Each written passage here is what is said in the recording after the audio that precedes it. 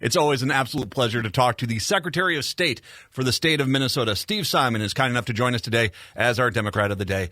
Mr. Secretary, thank you very much. I appreciate the time. Thank you for having me. First thing I got to ask, how are you feeling? You tested earlier this month positive for COVID. Everything going okay? I'm feeling great. We're all great in our family. We've got 2 kids. They're all back in school. Fortunately, I suspect because we're double vaxxed and boosted and all the rest, the effects were minimal on us. So, millions of people are going through this. We have nothing to complain about. Was it an inconvenience? Yes. But because we took precautions, I think we're in good shape. We have a pretty big week here. It's caucus week coming up here, and it's interesting because it's up to the individual precincts, right? How they're going to operate this year. Well, that's right. In the DFL party, that's the choice. The Republican Party will be in person, and I think the other major parties as well. The DFL party has made the decision to leave it up to the local unit, whether they want to be in person or virtual. Turns out about 3/4 or so of the party units have chosen to be virtual. So for your listeners planning to caucus with the DFL party, that is likely to be their experience. Now, I've actually had multiple people ask, do you have a portal on the Secretary of State's website that will tell you what kind of a caucus you're going to have? We do. We have a caucus finder feature on our website. And for your listeners, you can go to mnvotes.org, mnvotes.org, and that will take you to the precinct caucus finder, and you can find out where to go or what to do, depending on your political party and depending on where you live. For a lot of people out there, I mean, we always have to step back a quick second and just remind people, why don't you explain exactly what the caucus process is here? Yeah, the caucus process is the process by which the parties choose delegates to their state convention. That's really it in a nutshell. So if the end game is that you want delegates to the state convention, there's a contested race for a particular office, and then the stakes are particularly high. This is what determines it. It starts out at the precinct level, which is the lowest level, and then folks who go to their precinct caucuses next Tuesday could opt to go to the next level if they wish. If there are more people interested than slots, then there's an election to see who will go to that next level. Depending where you live, that could be a Senate district convention. It could be a county unit convention. And then after that, with a couple asterisks, you could go to the state convention and be a state delegate and impact statewide races and endorsements for those contests. So it's really a delegate selection process that starts next Tuesday. But I like to say it's really the ground floor of democracy. And in whatever political party, that's where the process starts. And that's the process for both parties. That's not just unique to the DFL. Right. Correct. All right. You and I have talked about this is kind of the incubator of ideas, the caucus night. This is kind of when you can bring up issues like the party address, correct? That's right. And again, starting next Tuesday, any person who attends can propose what are called resolutions, which is just a fancy title for a statement. It can be a paragraph. It can be a couple sentences. It can be longer, saying that you believe, as an attendee of the political party, that the party ought to take this position on this issue. And at least theoretically, if there was support in that room where you are next Tuesday, it would go to the next level. It would go to the district or county unit convention. If it got support coming out of there, it would go for consideration by those who make it to the state convention. And then theoretically, the state convention could say, yeah, we're going to add this to the party platform. We think the party should take a position on X, and it should be this position, this way. So resolutions, they're called. And so anyone can offer one next Tuesday. And these do, as you say, I mean, they can make it all the way to the top here. We've had that happen here in Minnesota. Oh, absolutely. I think every year there are, in all the major parties, the Republican, DFL, and others, there are resolutions. The sort of party platform is being replenished and refreshed every 2 years at least with new items. Sometimes it's subtracting items, sometimes it's adding items. But yes, these are not static documents, and the parties, generally speaking, do refresh and update their platforms. We should, we've changed things here in Minnesota over the years. The primaries comes up here later on. There's going to be primaries later on this year, correct? Correct, in August, in mid-August. So so it's a I know this is a way. I mean, I've seen you at caucus night back when we used to do them in person. I've seen you a few times at caucus because you and I are from, I believe, in the same area. You were my House rep for many years, and a very great one too. And so I've seen you out. A lot of politicians as well. This is a great opportunity for them to go on out and meet their local constituents. So it's not too uncommon to go to these and see your local senator, your local House rep, and even maybe some of your city representatives as well, stopping on by and saying hi to the constituents. Absolutely. It's quite common. It's considered pretty essential for those who are local elected officials to show up at their local precinct caucuses to try to make the rounds to as many of the different places as possible within a given building, for example.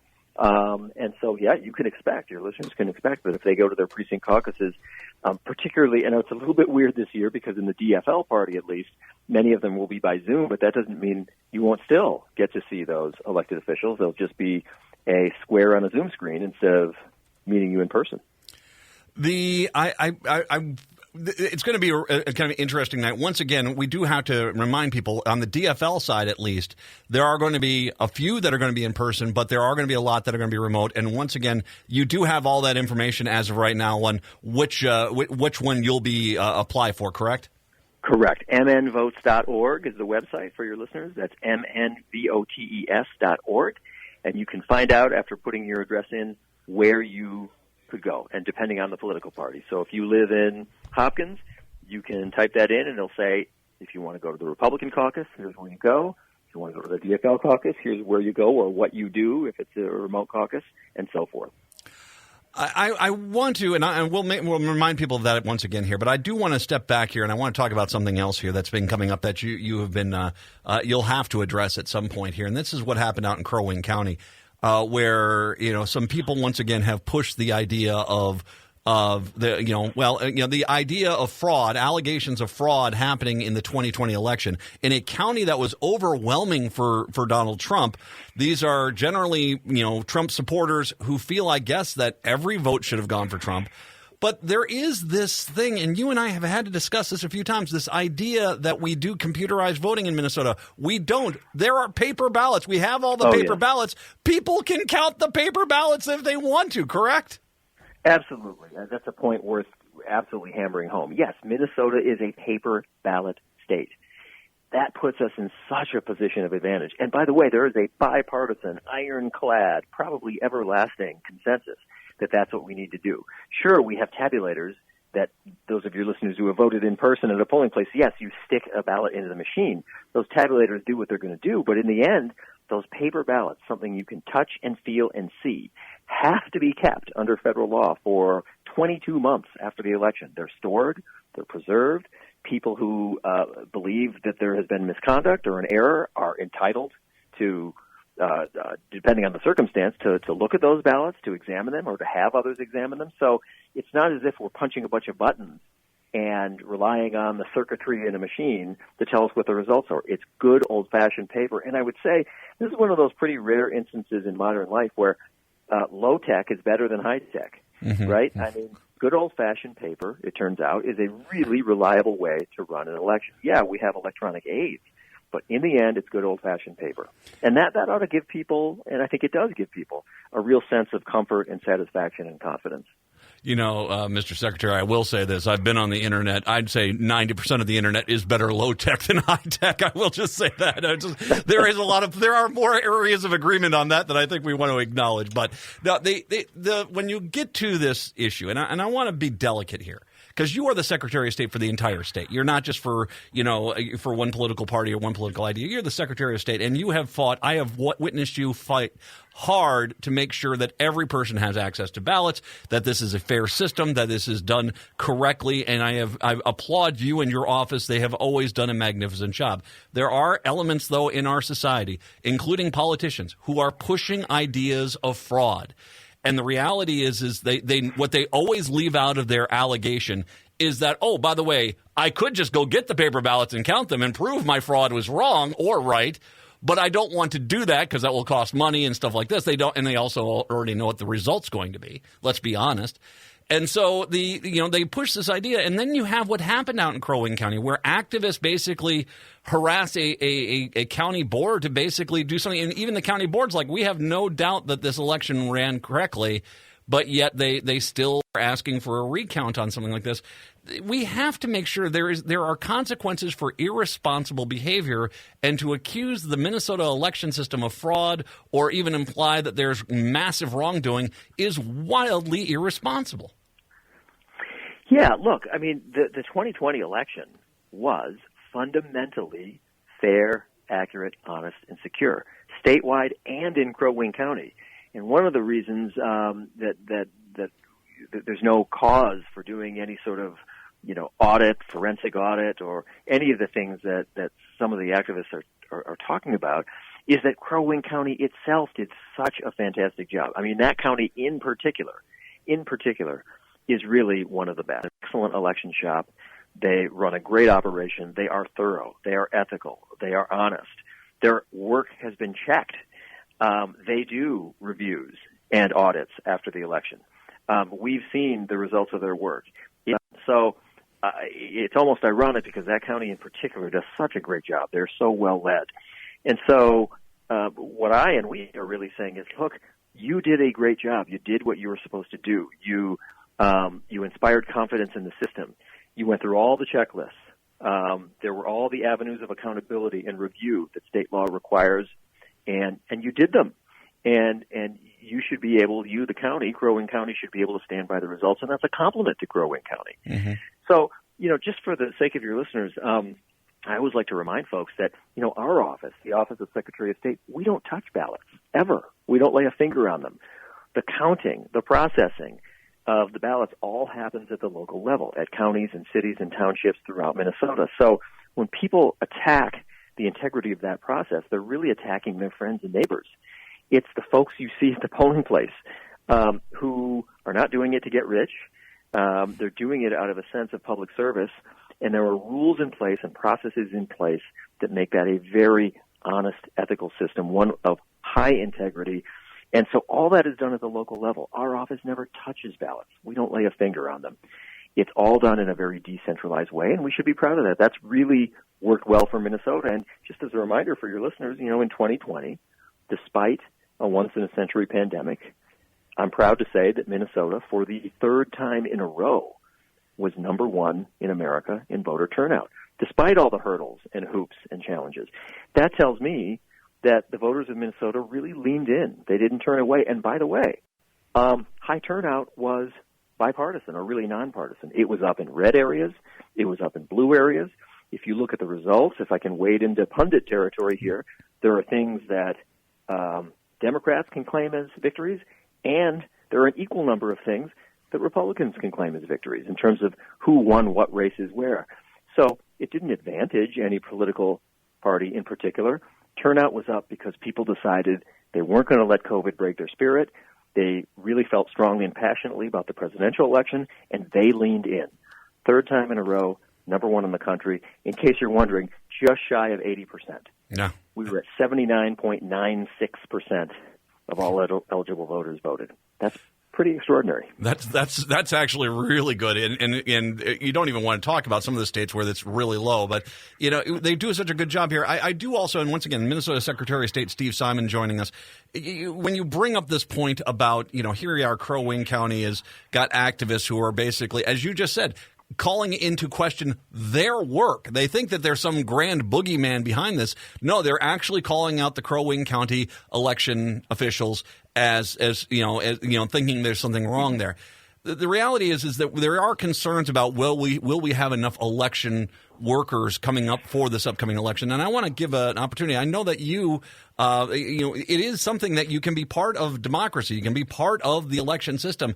Yes, there are people that are angry, but the reality is don't let the angry people win. We need people to get out to the polls and help work at these election sites so that we make sure that we continue to have these fair elections with high turnout.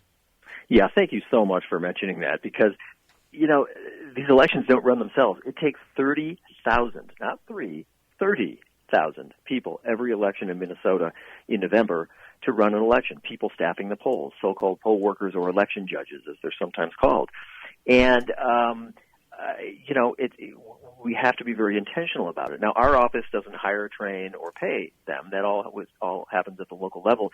But we really want to have the backs of our partners in local government, and we did that in 2020. In so many ways, 2020 was a huge stress test for our democracy, and I'm proud to say that in Minnesota we passed the test, despite this being pre-vaccine America. Remember, the November election, there weren't vaccines.